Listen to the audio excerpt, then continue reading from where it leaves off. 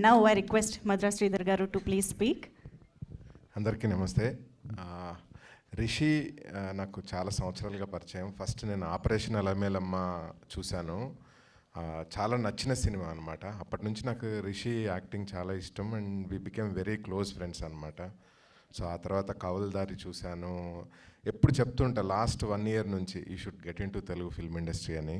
So మన హైదరాబాద్ అల్లుడే, basically Hyderabad అమ్మాయినే పెళ్లి చేసుకున్నాడు.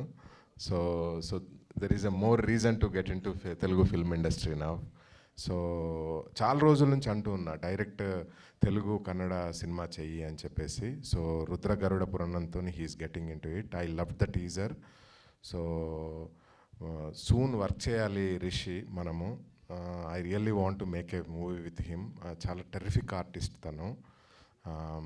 So wishing him a great success with Rudra Garuda Puranam and wishing Priyanka a great success and producer Ashwini Vijay Lohith garu and director Nandish garu. So wishing everyone a great success. Cheers. Thank you so much Madhura Sridhar garu.